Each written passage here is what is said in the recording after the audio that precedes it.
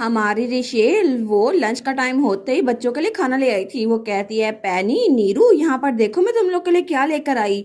एक delicious lunch तुम लोग का इंतजार कर रहा है। लेकिन तब वहां पर दो प्लेटें थी। वो सोचती है फिर भी मुझे पता नहीं था कि ये सब कुछ होता जाएगा। और वहां पर पैनी और नीरू गायब थे। वो कहती है पैनी नीरू तुम कहाँ पर हो। लेकिन तभी वो बाहर भागती है। वो सोचती है कहीं बच्चों को कुछ हो तो नहीं गया। तो तब वो बड़ी तेज से बाहर भाग रही थी। वहां पर जो मेड उसको नजर आ रही थी ना सारी की सारी उसको ग्रीट कर रही थी। वो कहती है हेलो टीचर, लेकिन हमारी हीरोइन की बात का जवाब नहीं देती। तो तब वो तो बाहर की तरफ भागती है। वो सोचती है अचानक से बच्चे कहाँ पर गायब हो गए। वो तो बहुत ही जरा पैनिक कर रही थी। और जैसे ही वो दरवाजा खोल के बाहर आती है तो बाहर कोई भी नहीं था। वहां पर सिर्फ रोजेस थे और उसके पाँव के नीचे पानी था। वो सोचती है ये पानी कहाँ से आया। तो उसे याद आता है जब पैनी और नीरू ड्राइंग कर रहे थे ना तो पैनी ने कहा था मुझे लवली रेनी डेज बड़े पसंद है। तो हमारी हीरो ने जब पूछा था लेकिन क्यों, वो कहती है क्योंकि मुझे वहां पर पानी को उछालना बड़ा अच्छा लगता है, बड़ा मजा आता है। टीचर आप भी अगली बार हमें ज्वाइन करना, लेकिन आपके कपड़े गंदे हो जाएंगे। तो रिशेल सोचती है अभी बारिश तो बिल्कुल नहीं हो रही, लेकिन इसका मतलब है कि यहाँ पर ये पानी बच्चों ने फेंका है, तो इसका मतलब वो गार्डन में होंगे। तो वो आगे बढ़ रही थी। वो सोचती है मुझे सबसे पहले करीबी गार्डन को चेक करना पड़ेगा। यहाँ पे 5 गार्डन है जिसमें से एक गार्डन में जाना मना है, तो बच्चे बाकी के 4 गार्डन में से किसी में होंगे। लेकिन वहां पर हर एक गार्डन में सिर्फ रोजेज ही रोजेज थे। तो वो सोचती है हर जगह सिर्फ रोजेज ही हैं। मैं बता नहीं सकती कि ये सब कुछ शायद रोजेस की वजह से है, लेकिन मुझे इस जगह का पता नहीं चल रहा आगे कहाँ जाना है। तो तभी वो थोड़ा पीछे मुड़कर देखती है। वो सोचती है अगर मैं इस रास्ते पे चलूं तो शायद वहां पर छोटा सा फॉरेस्ट आएगा, मुझे वहां निकलना होगा। लेकिन तब वो झाड़ियों के अंदर से होती हुई आगे बढ़ रही थी। तो वो सोचती है इस कॉर्नर के पार, लेकिन तभी वहां पर उसे किसी के शूज नजर आते हैं। तो रिशेल थोड़ी सी शॉक हो गई थी। वो कहती है शूज, लेकिन ये किसके शूज हैं। तो वो जल्दी से आगे बढ़ती है। वो सोचती है नो वे, कहीं कोई मर तो नहीं गया। वो चिल्ला कहती है एक्सक्यूज मी, लेकिन तभी वो रोज के अंदर से खुद ही से गुजर के जा रही थी। वो सोचती है आखिर हो क्या रहा है, क्या ये कोई गार्डनर है। लेकिन किसी गार्डनर के शूज इतने एक्सपेंसिव नहीं हो सकते। क्या यहाँ पर कोई गुजरते हुए गिर गया था। तो तब बड़ी मुश्किल से वो उस जगह पर पहुंची थी, लेकिन जैसे ही वो वहां सामने देखती है ना तो वहां पे कोई लेटा हुआ था। तो हमारी हीरो उसको देखकर हल्का सा ब्लश कर रही थी। वो कहती है एलन, और वहां पर एलन लेटा हुआ था और उसकी गर्दन पर और बॉडी पर पट्टियां बंधी हुई थी। लेकिन तब वो सोचती है एलन ओटिस ये यहाँ पर क्या कर रहा है। और एलन तो बिल्कुल हिल ही नहीं रहा था। तो तभी वहां पर हवा चलती है तो पत्ते नीचे गिर रहे थे, लेकिन तभी एक पत्ता एलन की आंख पे आके गिरता है। और तब हमारी हीरोइन आगे बढ़ के उसको हिलाने लगती है। वो कहती है मिस्टर ओटिस आप ठीक तो है ना, क्या अगर आपको चलने में मुश्किल हो रही है मैं आपकी हेल्प करूं। लेकिन तभी एलन कहता है अगर मैं उस खिड़की से नीचे कूदा तो क्या मैं मर सकता हूँ या फिर नहीं। तो हमारी रिशेल जब ऊपर देखती है ना तो वहां पे एक कमरे की खिड़की खुली हुई थी। तो हमारी हीरोइन सोचती है ये तो एलन ओटिस का बेडरूम है ना। तो वो कहता है अगर कोई यहाँ से जंप करे तो क्या तुम्हें लगता है वो मर सकता है। तो हमारी हीरोइन वो कहती है इसका क्या मतलब हुआ। तो वो उठ के बैठते हुए कहता है टीचर मैंने सुना था कि आप एक बहुत ज्यादा अच्छे स्कूल से ग्रेजुएट हुई हैं और आपने अपनी क्लास में टॉप किया था, तो क्या आप मुझे बताएंगी आपको क्या लगता है कि अगर यहाँ से कोई कूदा तो वो जिंदा रहेगा या फिर मर जाएगा। और तब उसकी गालों पे भी निशान पड़े हुए थे चोट के। तो वो कहता है आपको लगता है ना कि वो इंसान मर जाएगा या फिर आपको लगता है वो जिंदा बच सकता है। तो रिशेल हावर्ड कहती है मे बी अगर वो लकी हुआ तो वो मर सकता है। तो वो कहता है अगर वो लकी हुआ क्या मतलब, क्या आपको लगता है कि मौत वो लकी होने की कैटेगरी में आती है। हमारी उन कहती है बिल्कुल, क्योंकि मुझे लगता है अगर आप वहां से गिरे और डिसेबल हो गए और कोमा में चले गए या फिर अपनी फैमिली पे बर्डन बन गए, इससे अच्छा है आपको मौत ही आ जाए। तो तभी एलन ओटिस उसकी तरफ देखकर स्माइल करता है। वो कहता है मुझे लगता है कि आपकी लाइफ भी इतनी स्मूथ नहीं थी टीचर, वैसे भी किसकी लाइफ है जो इतनी स्मूथ गुजरती है। और तब वहां से उठता है और अपने कपड़े झाड़ता है। वो कहता है वेल मुझे लगता है मैंने आपका ओपिनियन क्लियरली सुन लिया है, ऐसा लगता है कि मुझे अभी के लिए इस मेथड को होल्ड पे डालना होगा। वैसे भी मैं इतना लकी तो हूँ नहीं कि मैं सच में मर जाऊं। हमारून कहती है आप ठीक तो है ना, क्या मैं आपकी कोई हेल्प कर सकती हूँ। तब उसका हाथ पकड़ने लगती है, लेकिन तभी एलन उसका हाथ पीछे झटकता है। वो कहता है मुझसे दूर रहो, मुझे तुम्हारी हेल्प नहीं चाहिए।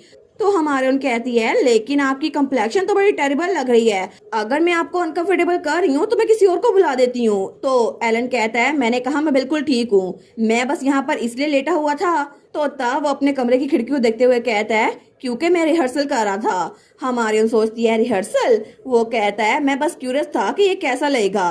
वो सोचती है क्या मैं इससे पूछूं ये किस चीज की रिहर्सल कर रहा था, लेकिन क्या मैं इसके चेहरे पर के निशान के बारे में पूछूं या इसकी बॉडी पे ये जो पट्टियां बंधी हुई हैं इनके बारे में। तो वो सोचती है अगर मैंने इससे पूछा तो क्या ये मेरी बात का जवाब दे देगा। तो तब एलन उसकी तरफ देखता है, वो कहता है टीचर वेल मुझे लगता है कि आप ट्विंस को ढूंढ रही होंगी है ना। हमारून कहती है क्या आपको कैसे पता। वो कहता है वो यहाँ से बिल्कुल सीधा आर्टिफिशियल फॉरेस्ट में भाग गए होंगे, जाओ जाके उनको ढूंढो और वापस ले जाओ। वो कहती है आर्टिफिशियल फॉरेस्ट में, थैंक यू मुझे बताने के लिए। लेकिन तभी एलन कहता है इसके अलावा एक और बात, आइंदा से जिस मामले में तुम्हारा ताल्लुक ना हो उसमें दखलंदाजी करने की कोशिश मत करना।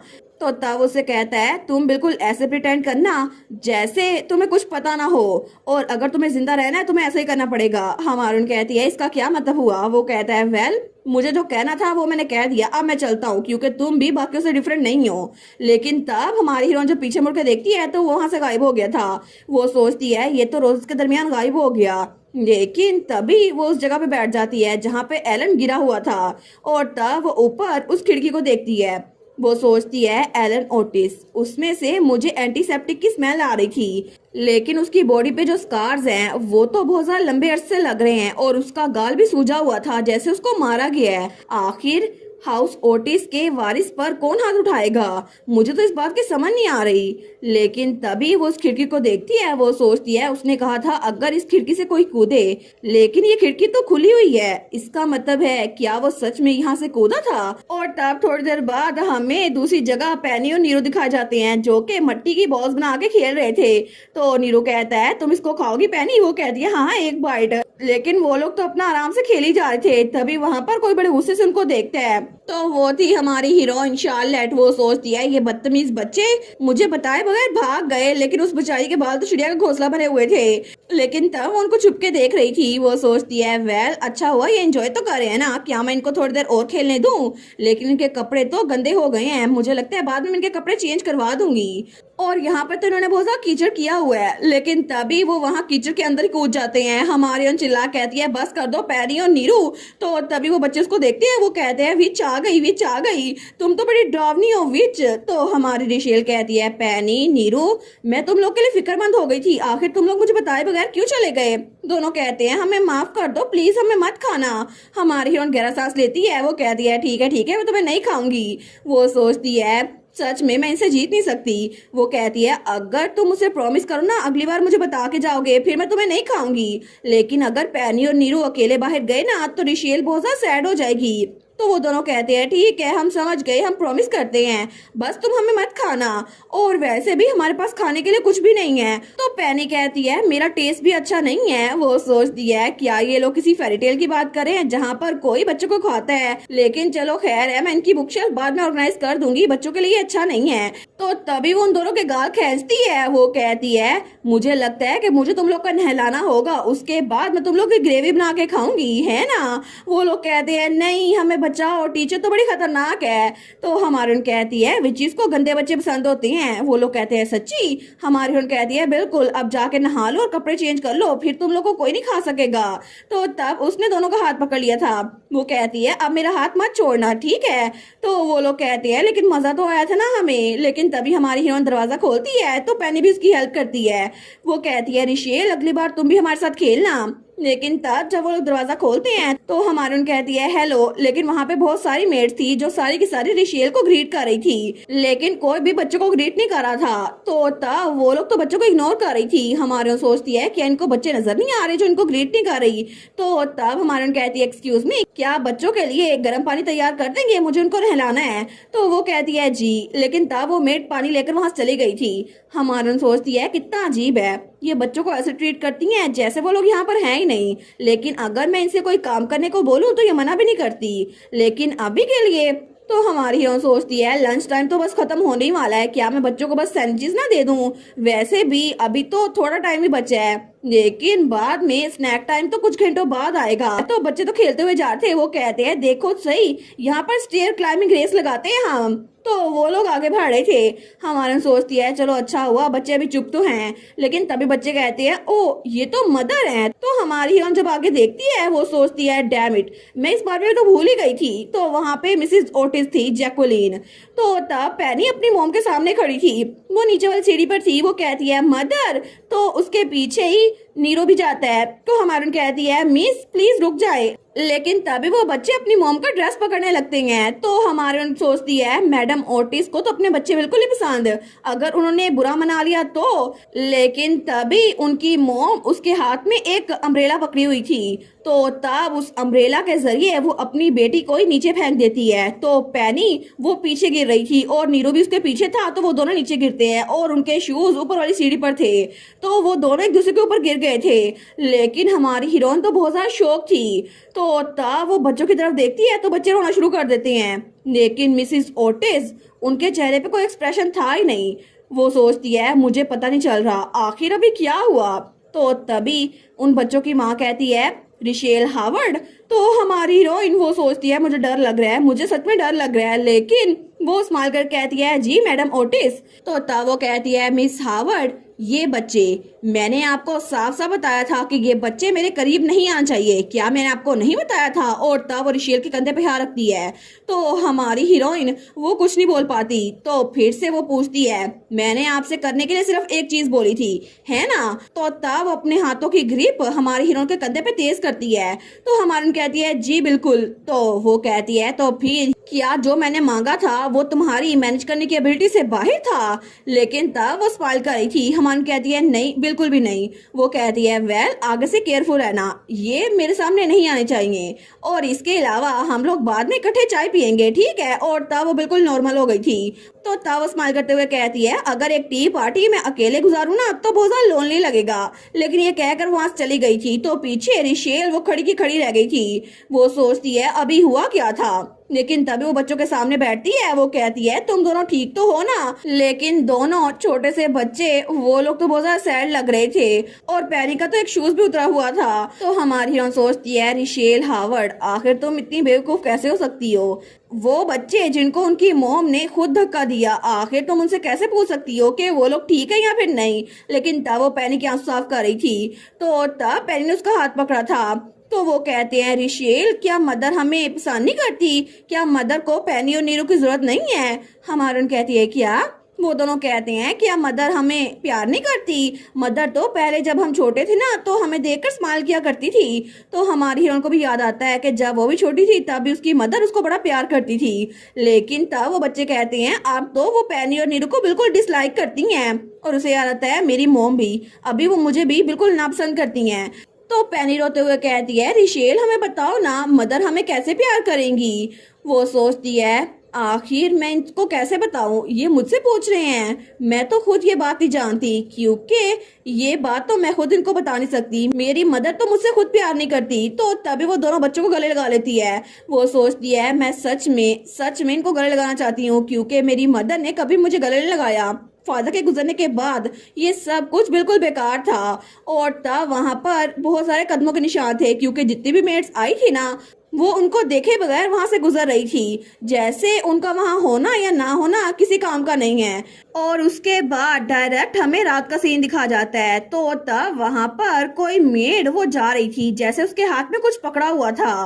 तो तब हमारी हीरोइन अपनी खिड़की में बैठी थी। वो सोचती है आधी रात के बाद बाहर जाना तो बिल्कुल सख्ती से मना है ना, तो ये कौन हो सकता है। लेकिन तब वो बुक पढ़ रही थी तो वो बुक को बंद कर देती है। वो सोचती है मुझे इसके बारे में जानने की कोई जरूरत नहीं है। तो वो खिड़की के आगे पर्दे करते हुए सोचती है अभी मुझे भी जाकर सो जाना चाहिए। लेकिन तब वो बुक रखने के लिए वापस आई थी तो उस टेबल पर एक फ्लावर पड़ा हुआ था, एक रोज, जो कि पेपर का बना हुआ था। तो हमारी हीरोइन सोचती है जब थोड़ी देर बाद मैंने बच्चों को खाने के लिए कुछ दिया तो तब नीरू ने कहा था मुझे तो डैड का चेहरा भी याद नहीं है, मुझे लगता है कि मॉम भी हमसे मिलना नहीं चाहती। तो पैरी भी कहती है एलन भी हमें इग्नोर करता है, हर कोई बिल्कुल ऐसा ही कर रहा है, आखिर वो हमसे प्यार क्यों नहीं करते। लेकिन उसके बाद बच्चे वहां पर आर्ट एंड क्राफ्ट कर रहे थे, तो ये फ्लावर उसको पेन ने दिया था। वो कहती है टीचर ये रोज मैंने अपने हाथ से बनाया है, क्या आप इसको रखेंगी। तो हमारी हीरोइन उसको ले आई थी, वहां पर लिखा था आई लव यू मॉम। लेकिन हमारी हीरोइन सोचती है आई लव यू मॉम, मुझे लगा था शायद अपर क्लास फैमिली में कॉमन है कि माँ बाप बच्चों पे ज्यादा ध्यान नहीं देते, लेकिन फिर भी अभी भी मुझे इसकी आदत नहीं हुई। आखिर वो माँ अपने बच्चों को ऐसे कैसे फेंक सकती है। पता नहीं मिसेस ओटिस आखिर बच्चों से इतनी नफरत क्यों करती है। इसके अलावा एलन ओटिस वो भी अपने बहन भाइयों के लिए कुछ महसूस नहीं करता, और उसमें से मुझे एंटीसेप्टिक की स्मेल आ रही थी। लेकिन तब वो वहाँ चेयर पे बैठी थी, वो सोचती है मैंने पहली बार एलन ओटिस से बात की, लेकिन फिर भी पिछले 1 महीने से मैं जब भी उसको देखती थी ना तो उसका चेहरा तो हमेशा डार्क लगता था। तो तब उस फ्लावर को हाथ लगाते हुए सोचती है मैं सच में श्योर नहीं हूँ, लेकिन ऐसा लगता है कि एलन ओटिस उसको अब्यूज किया जा रहा है। शायद उसकी मदर उसको अब्यूज करती है या फिर कोई और, क्योंकि इस घर में किसी की हिम्मत नहीं है कि वो ओटिस फैमिली के वारिस कोई खुद अपने हाथों से मारे। लेकिन वो सोचती है मैं उसको अकेले ऐसे नहीं छोड़ सकती। लेकिन तब वो सोचती है मैं उसके लिए कर ही क्या सकती हूँ, मैं तो खुद अपने घर से भाग आई थी, मैंने तो अपनी मदद तक को अबंडन कर दिया, तो आखिर मैं अपने एम्प्लॉयर के लिए ऐसा कैसे सोच सकती हूँ। मेरे लिए तो अपने आप को बचाना बहुत ज्यादा मुश्किल है, तो मैं उसको कैसे बचाऊं। लेकिन तभी उसे दरवाजे के बाहर से कुछ आवाज आती है। वो सोचती है क्या ये किसकी आवाज थी, तो वो जल्दी से खड़ी होती है। वो कहती है कौन है यहाँ पर। लेकिन तभी वो आवाज थोड़ी तेज हो रही थी। हमारे सोचती है आधी रात से ज्यादा टाइम हो गया है, तो आखिर ये आवाज क्यों आ रही है। लेकिन तब वो सोचती है आखिर कौन हो सकता है, मैं आगे बढ़ के देखूं। तो तब वो थोड़ा आगे होती है, लेकिन तब वो दरवाजा नहीं खोलती। वो सोचती है मुझे बाहर नहीं जाना, मेरा कमरा मेरे लिए सिक्योर है, मैं बाहर नहीं जा सकती। लेकिन तब वो वहां की होल में अपने कान लगाकर सुनती है, तो तब भी कोई आवाज नहीं आती। तो रिशेल सोचती है मुझे नहीं पता ये कौन था, लगता है वो चला गया है। तो तब वो खड़ी होती है, वो कहती है इट्स ओके, कोई बात नहीं। तो तब वो अपने बेड की तरफ जाते हुए सोचती है आज जो कुछ हुआ ना इसकी वजह से मुझे ये सब कुछ सुनाई दे रहा होगा। लेकिन तब वो अपने बेड पे आती है और तब वो आराम से वहां पर लेट गई थी। तो तब वो सोचती है मुझे अभी के लिए बस सोना होगा, मैं और कुछ नहीं कर सकती, मुझे बच्चों की हेल्प करनी होगी, तो उसके लिए पहले मुझे रिलैक्स होना होगा। लेकिन तभी उसे वो आवाज एक बार फिर से आती है, जैसे वो चीज उसके कमरे के बिल्कुल बाहर थी। तो हमारी हीरोइन वो अभी उठने लगती है, वो चिल्लाने लगती है आखिर कौन है। लेकिन तभी वो आवाज बहुत ज्यादा बदल गई थी और वहां पर एक साथ काफी ज्यादा आवाजें आना शुरू हो गई थी, जैसे कोई बहुत सारी चीजें, जैसे बहुत सारा इंसान या फिर कोई जानवर उसके कमरे के बाहर थे।